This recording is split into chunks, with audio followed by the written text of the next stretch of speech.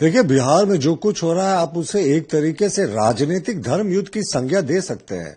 और तेज प्रताप ही एक अकेले ऐसे दिखते हैं जो पूरे कौरवों के खानदान में, कौरवों के कुनबे में थोड़े शरीफ से व्यक्ति दिखते हैं, जो दिल के अच्छे हैं और जिनको लगातार उनकी फैमिली ही टारगेट करती है। साहब, अब उनके साथ जो बेइज्जती हुई, परिवार का बड़ा बेटा जो होता है, अब वंशवादी परिवारों में तो उसे ही राजनीतिक विरासत मिलती है, लेकिन जिस तरीके से उनको अपमानित करके बाहर कर दिया गया और जिस तरीके से ये बात करते हैं कि नहीं साहब MY समीकरण है, तो अपने ही घर के जब यादों की ये रक्षा नहीं कर पा रहे, तो तेज प्रताप ने बिल्कुल सही कहा है कि मरना पसंद करूंगा, लेकिन उस परिवार में, उस कौरव वंश में वापस नहीं जाना पसंद करूंगा जहां उनको इतना अपमानित किया गया, इतना बेइज्जत किया गया।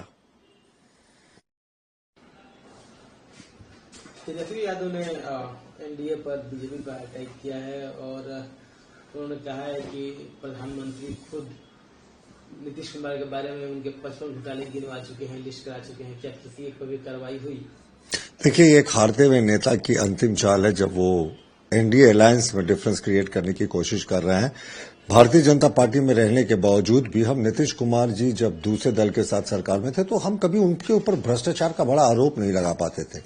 मुझे लगता है 20 वर्षों के पिछले अगर आप राजनीतिक इतिहास को देखें, भारतीय राजनीति के, तो उसमें नीतीश कुमार ही संभवतः उन गिने चुने मुख्यमंत्रियों में है जिनके ऊपर भ्रष्टाचार का कोई व्यक्तिगत आरोप नहीं लगा। एक साफ सुथरी सरकार उन्होंने चलाया और नीतीश कुमार जी को हमेशा याद किया जाएगा कि भारतीय जनता पार्टी के साथ सरकार बनाकर उन्होंने बिहार को लालू प्रसाद के जंगल राज से मुक्ति दिलाई।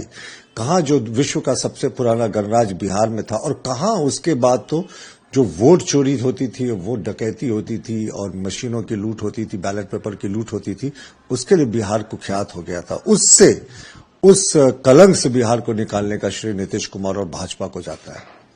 RJD रूल जो पीरियड था बिहार में, उसमें हमेशा एक टर्म दिया जाता है जंगल राज।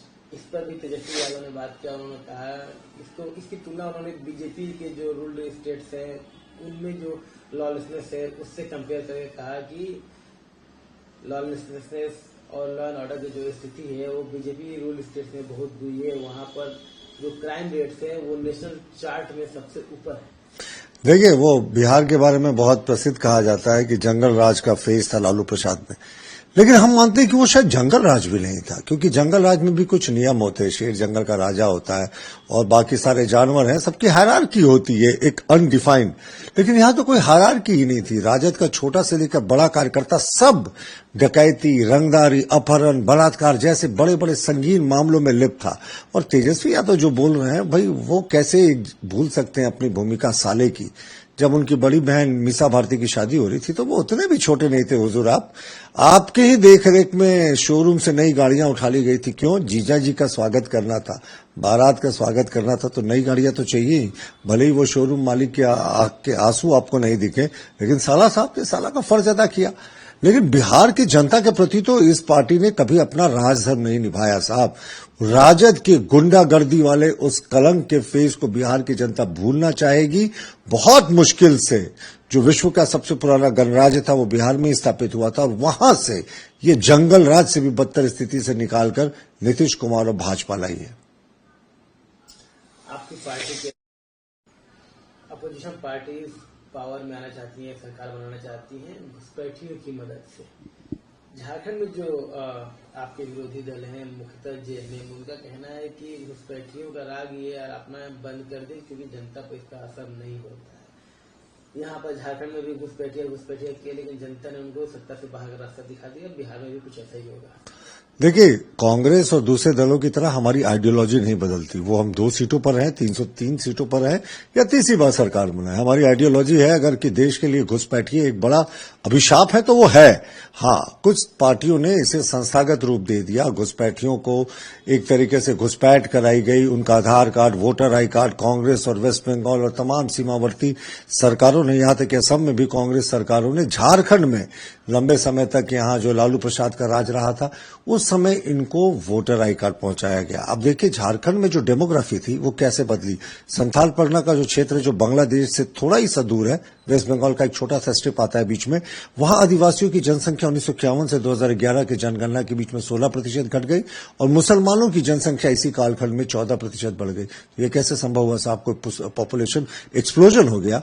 नहीं, ये इसलिए हुआ क्योंकि बड़े पैमाने पर घुसपैठ हुआ और ये घुसपैठिए यहां के स्थानीय मुसलमानों का हक मार जाते हैं। उनके लिए जो योजनाएं होती है उसको डकार जाते हैं। 15 सूत्री कार्यक्रम हो, स्कॉलरशिप योजना हो, लोन देने की योजना हो, जो अल्पसंख्यकों के लिए होती है, ये घुसपैठियों के भेंट चढ़ जाती है। इसीलिए घुसपैठ की हमारी नीति कभी नहीं बदलेगी।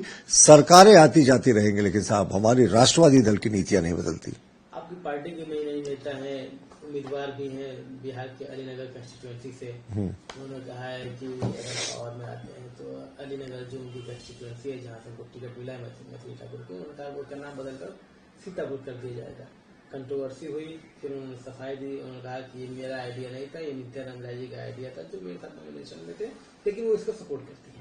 देखिए, कांग्रेस एक लंबे समय तक यहां पर शासन में रही और उस शासन में रहने के दौरान देश के जितने आक्रांता थे, जिन्होंने सनातनियों पर अत्याचार किया था, जिन्होंने जबरदस्ती धार्मिक परिवर्तन करवाया था, उनके नाम पर सड़कें थी। आप सोचिए, दिल्ली में, लुइटेंस दिल्ली में औरंगजेब रोड था, बाबर रोड था, बाबरी मस्जिद थी जो बाबर के एक सेनापति ने बनाया था, तमाम तरह की चीजें थी और अभी भी बहुत सारे चीजें हैं जो आक्रांताओं के नाम पर हैं। तो धीरे धीरे भारतीय जनता पार्टी ने जो कांग्रेस के द्वारा हिस्टोरिकल जानबूझकर ब्लंडर किया गया था उनको अनडू कर रही है, राइट कर रही है। अब सारे जो पुरानी चीजें थी उनको सुधार रही है, क्योंकि ये देश महाराणा प्रताप, ये देश पृथ्वीराज चौहान, ये देश शिवाजी साहब, उनके नाम पर होना चाहिए, बड़े बड़े प्रमुख शहरों का, बड़े बड़े प्रमुख राज्यों का। लेकिन इन्होंने तो आक्रांताओं के नाम पर कर दिया है। तो जो गलतियां हुई हैं पूर्व में, उसको सुधारने के लिए जो कदम उठाने की आवश्यकता होगी वो हम जरूर उठाएंगे।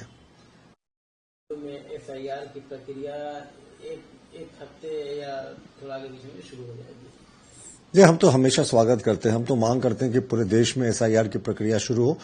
चुनाव आयोग ने प्राथमिकताएं की हैं कि जहां पहले चुनाव होगा शायद पहले वहीं हो, लेकिन हमने मांग की है कि पूरे देश में अगर SIR एक साथ हो जाए तो बहुत ही बेहतर होगा। क्योंकि आप देखिए, किसी दूसरे देश में दूसरे देश के नागरिकों को वोट देने का अधिकार नहीं है, लेकिन यहां तो जो घुसपैठिए है ना, वो तो राष्ट्रीय दल, जो कांग्रेस जैसे राष्ट्रीय दल है, समाजवादी पार्टी है, या वेस्ट बंगाल में ममता बनर्जी जी का जो क्षेत्रीय दल है, इनके लिए तो दामाद का दर्जा है। इनको वोटर कार्ड, इनको तमाम आइडेंटिटी कार्ड उपलब्ध कराया जाता है और इनको वोट बैंक के रूप में तब्दील किया जाता है। ये नहीं देखते कि यहाँ के स्थानीय मुसलमानों का हित इन्हीं घुसपैठियों से होता है। तो SIR जब भी शुरू होगा, अब आप सोचे, कोई भी दल, क्या किसी मरे हुए व्यक्ति या कोई शिफ्ट कर गया व्यक्ति या किसी देश के नागरिक जो नहीं है उसके वोट से जीतना चाहता है? ये तो देशद्रोह वाली बात है साहब। तो SIR का स्वागत करते हैं, साथ ही चुनाव आयोग से आग्रह करते हैं कि अगर संभव हो तो झारखंड समेत तमाम राज्यों में इसकी भी शुरुआत हो। VK न्यूज, राष्ट्र के नाम।